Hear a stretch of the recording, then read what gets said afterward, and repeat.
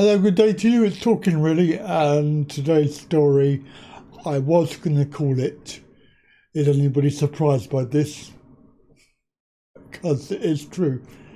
Is anybody surprised that Teresa Coffee, Miss Cup of Coffee, is categorised as heartless and cruel? Because tomorrow, yes tomorrow, 1st of July, benefit sanctions are being reinstated.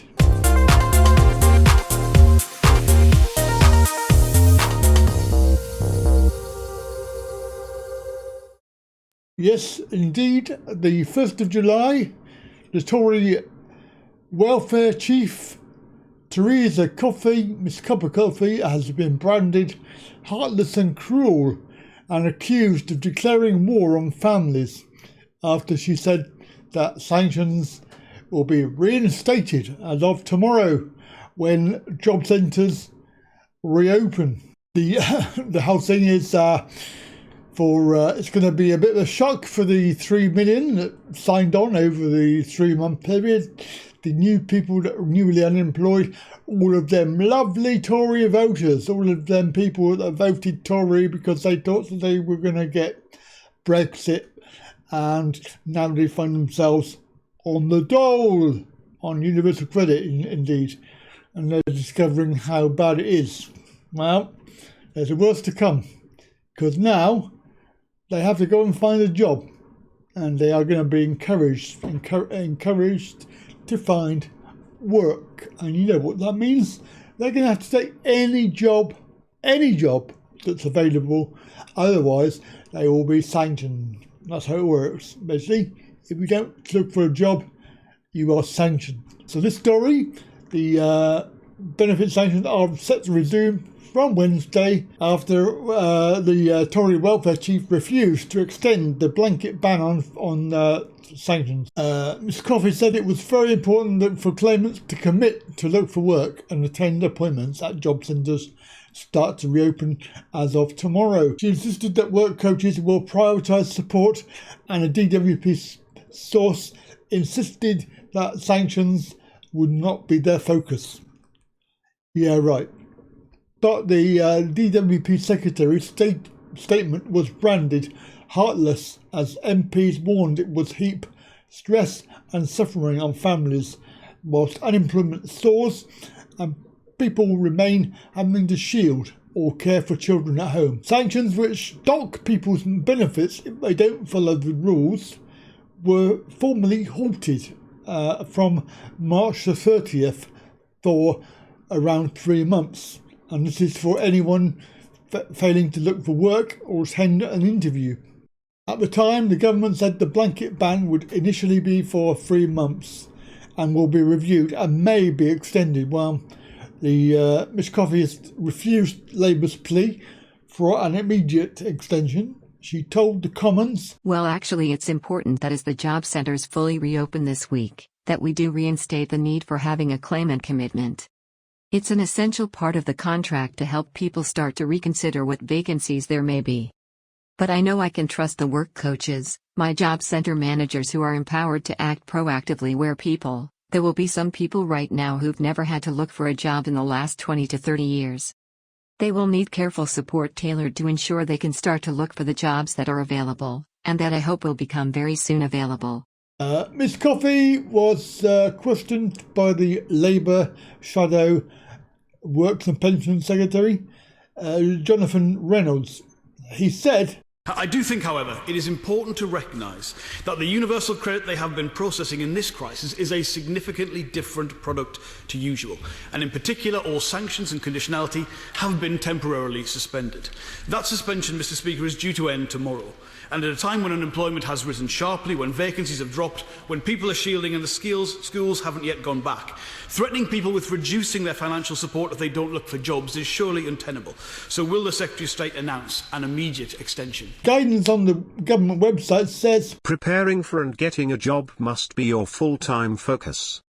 If you do not do this without a good reason, you will have a cut to your universal credit, known as a sanction." A DWP source insisted our focus is not on sanctions, and we don't want to sanction anyone.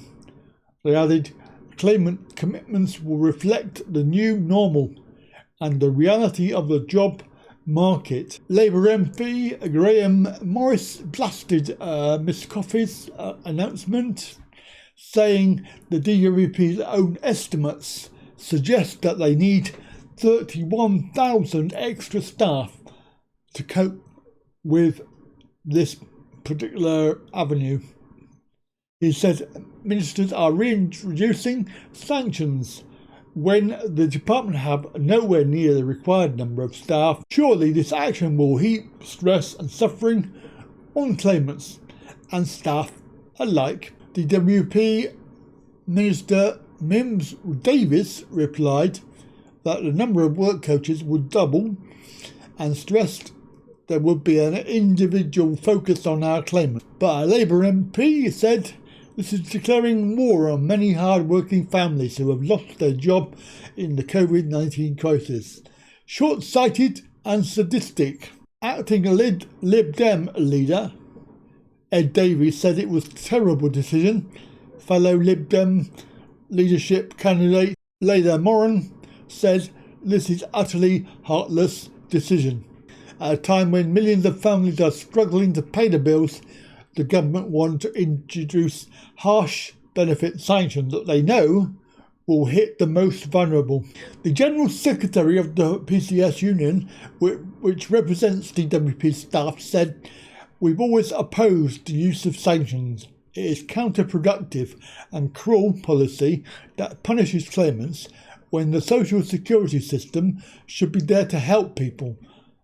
To reimpose it on the cusp of a huge spike in unemployment because of the lockdown is an absolute disgrace." The homeless charities Centrepoint said, with so many facing a lengthy period of unemployment, there simply isn't a time for talking tough. The fact is that sanctions were never effective in helping getting people find jobs, and they're nothing short of cruel now that those looking for work vastly outnumber an ever-shrinking number of vacancies. The social security system must not be used to force people into searching for jobs which currently don't exist at a time when many will still be facing restrictions. The sanction suspension was announced on March the 25th after people were told to stay at home and pubs and shops began to close. At the time, Ms Coffey confirmed that DWP staff had stopped checking if people are looking for and being available for work. That meant no sanctions should be applied for that reason for the next 3 months.